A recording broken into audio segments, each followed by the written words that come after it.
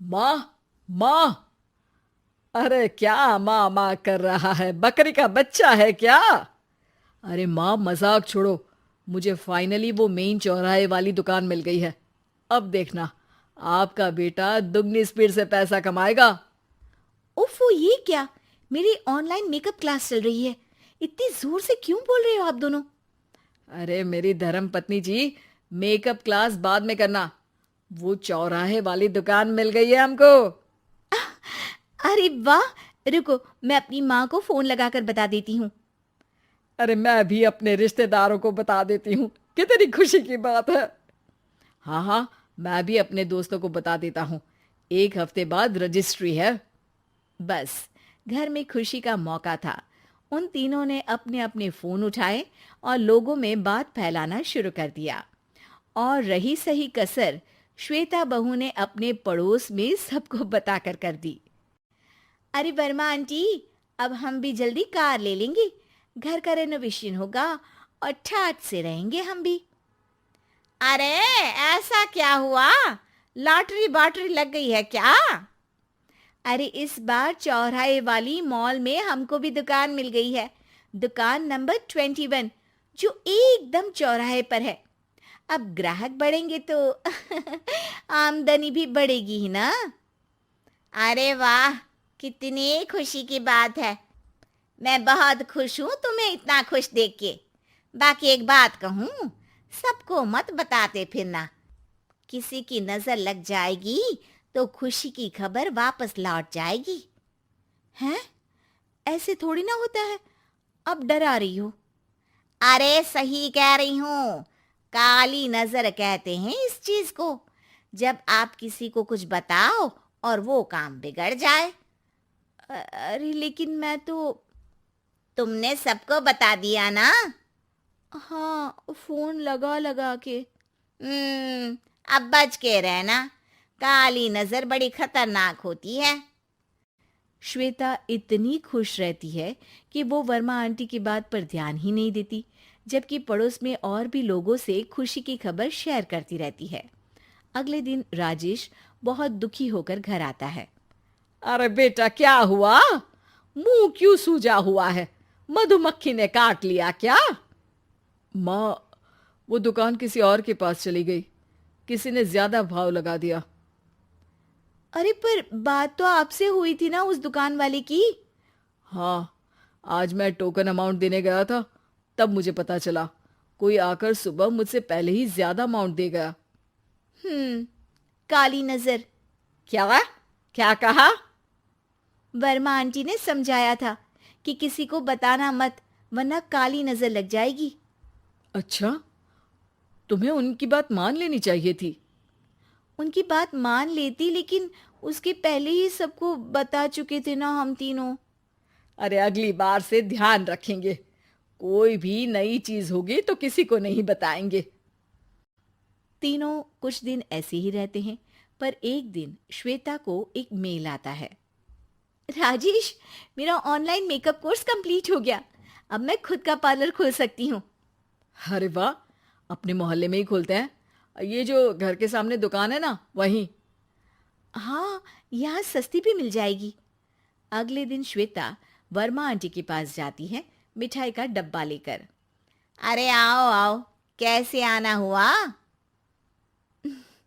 जोर से नहीं बोलूंगी। वो सामने वाली दुकान है ना, वहां मैं अपनी पार्लर की दुकान खोलने वाली हूँ। उसकी मिठाई है। अरे वाह, बहुत बधाई हो तुमको। हाँ, मैं कमाने लगूंगी तो राजेश पर पूरे घर का बोझ नहीं रहेगा ना आंटी जी। ये तो है। पर ये बता कि तूने ये बात किसी और को तो नहीं बताई ना? अरे नहीं नहीं, पिछली बार गलती कर दी थी। काली नजर लगी किसी की और राजेश के हाथ से वो दुकान चली गई थी। सबको मत बताना। चलो मैं चलती हूँ, कल दुकान की बात करने भी तो जाना है। अगले दिन श्वेता दुकान के लिए मालिक से बात करने जाती है।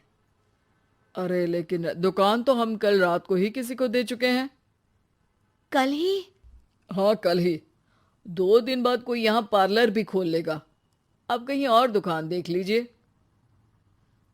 अरे पर हमको भी तो पार्लर ही खोलना था। हाँ भाई, ये एक ही दुकान है, आधी आधी तो नहीं दे सकता ना मैं। राजेश और श्वेता घर पर हताश होकर आ जाते हैं। इस बार तो किसी को बताया भी नहीं था, अब किसकी काली नजर लग सकती है। सुनो, तुमने माँ को बताया था क्या?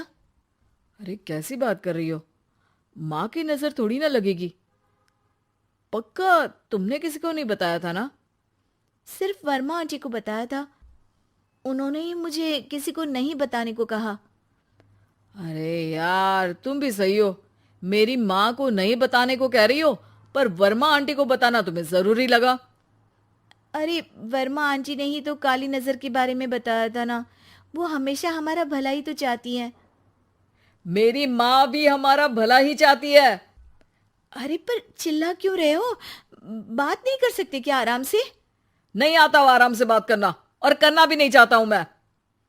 दुकान जाने का दुख गुस्से में बदल गया था और राजेश और श्वेता में बात बंद हो गई थी। 2 दिन बाद मोहल्ले में पार्लर का इनॉग्रेशन हुआ, जिसमें मोहल्ले के सभी लोगों को बुलाया गया, पर श्वेता, राजेश और माँ नहीं जाते। माँ, अंदर आ जाओ, क्या देख रही हो? अरे नया पार्लर देख रही हूं अपने आंगन से। देखो, माँ को दूसरे का सुख देखने में कितना मजा आ रहा है, मेरा दुख नहीं दिख रहा इन्हें। यह मेरा पार्लर भी तो हो सकता था। अरे चुप रहो यार, हर बात में लड़ाई क्यों ढूंढ रही हो? राजेश और श्वेता फिर बहस करने लगते थे। तभी माँ ने दोनों को बाहर बुलाया। अरे जरा देखो तो, दुकान चलाने वाले का बोर्ड पर नाम क्या लिखा है?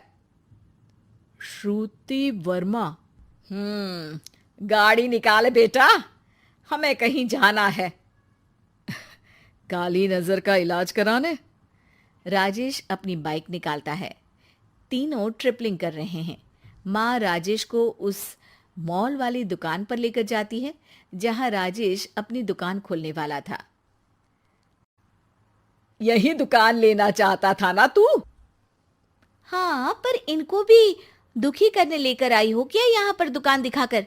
वहाँ काफी नहीं था? अरे श्वेता, थोड़ा सब्र रख, अभी पता चलेगा कि हम यहाँ क्यों आए हैं। बता, इस दुकान चलाने वाले का नाम क्या है? अनुपम वर्मा। कुछ समझ में आया? वो दुकान वाली श्रुति वर्मा, ये दुकान वाला अनुपम वर्मा, और हमारे पड़ोस में हमने उस दुकानों के बारे में बताया किसको था? अब वर्मा आंटी को। मतलब वर्मा आंटी ही हमारा काम बिगाड़ रही है? नहीं नहीं, ऐसा नहीं हो सकता, ये बस इत्तेफाक है।